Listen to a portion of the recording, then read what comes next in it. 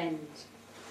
Now to lead into that, I'm going to bring my arms behind me, interlock my hands together so my palms are facing one another, forehead's going on the floor, and I'm going to pull my arms and use my upper back muscles to raise the front of my body.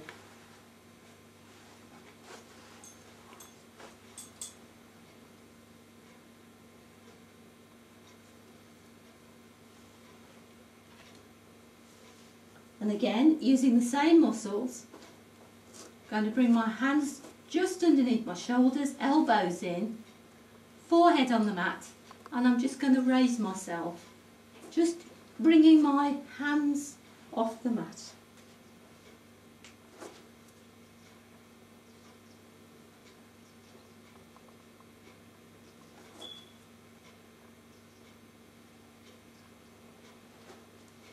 Then I'm just going to relax for a few breaths.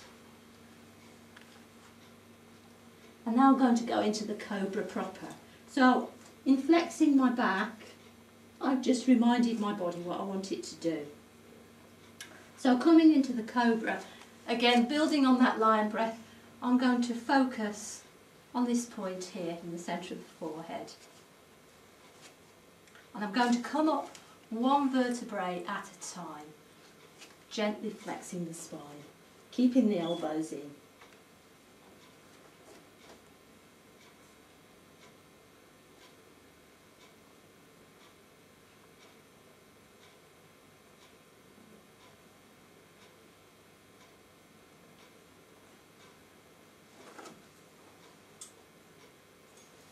Now, an important thing to say about this exercise is you will see people doing this. If you do this, the weight is on the shoulders. You're not using the upper back muscles. So, looking again, you'll see that my arms aren't fully extended.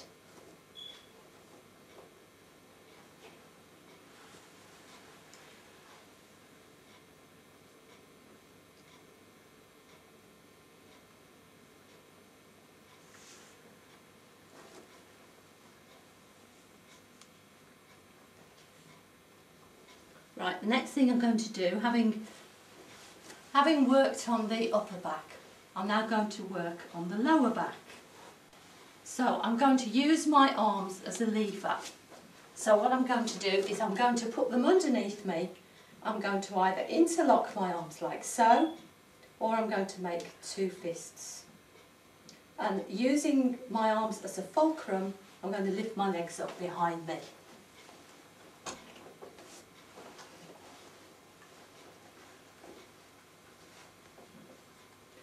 And this time I'm going to put my chin rather than my forehead on the mat.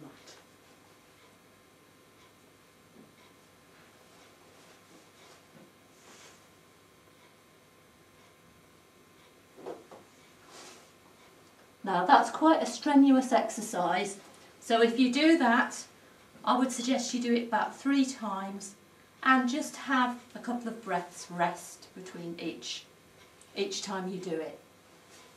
So I'm just going to do it once more just to show you. Make sure the head is aligned.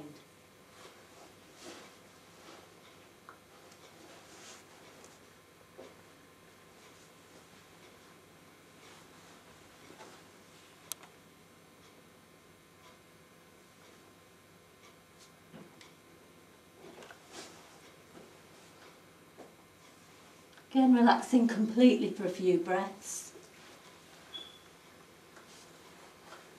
Having come to that point, we're now going to lower the energy a little bit.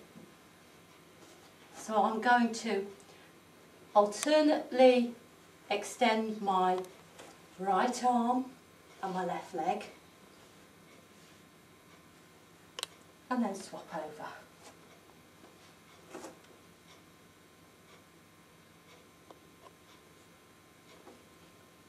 And then I'm going to come to a standing position.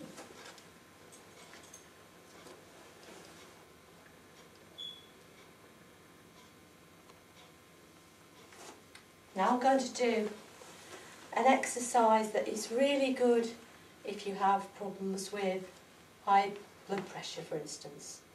And I had one woman a few years ago in my class who was a diabetic. And she found that if she did this particular exercise for 10 minutes, it brought her blood sugar level down. So we're going to interlock the hands. Inhale, raise to the throat level, turn the palms down. Exhale, lower. And inhale, raise. And exhale, lower. And if you want to, you can do this to beautiful music. If you want to, you can do it sitting down. So it's an exercise that really you can do whatever your health or condition is.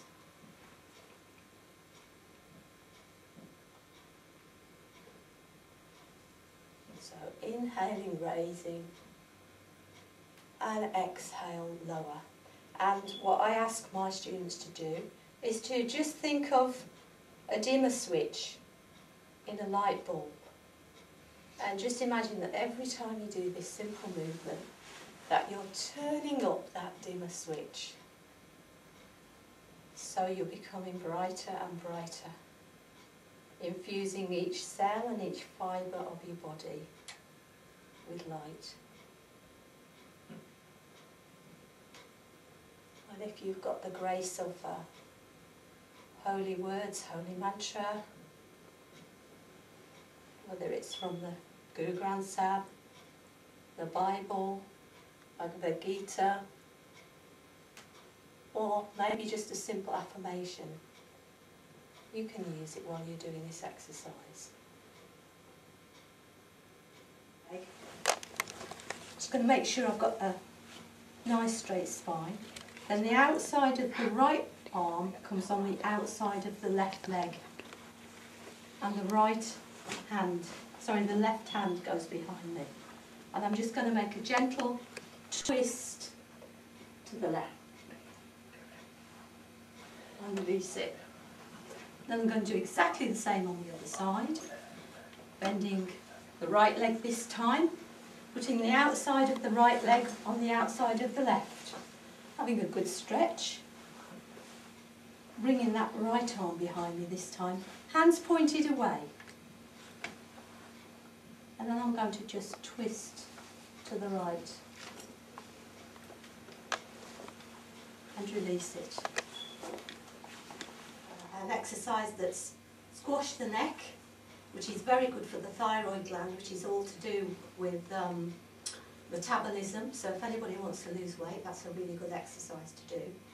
We're going to do an exercise that is a good complement to that, which is called the fish. For this one, I'm going to bring my arms underneath me. And what I'm going to do is I'm going to bring my weight on my lower arms. And as I do that, I'm going to push up, so I'm resting my head on the mat. There's no weight, all the weight's on my arms, I'm just resting my head.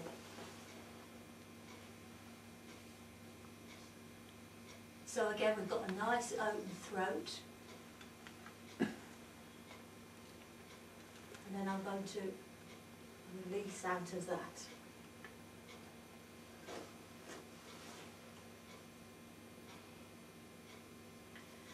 And when you've done an exercise, if you feel so moved, you can just rest for a few seconds and you're noticing the effect that the asana or the posture has had on you. And you're picking up any feedback.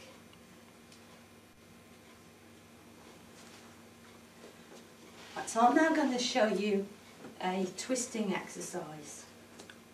And the twisting exercises are good because, of course, we've got all our internal organs. We've got kidneys, spleen, liver, all these organs. And when we twist an organ, we're expelling the blood supply. And then when we release that twist, we're allowing a fresh supply of blood to come to that area. It's the same idea as if you put a sponge in water. When you squeeze that sponge, all the water comes out, and when you release that squeeze, fresh water comes in. So that's the basic mechanical theory about yoga, if you like. So I'm going to place my left leg on the outside of my right leg.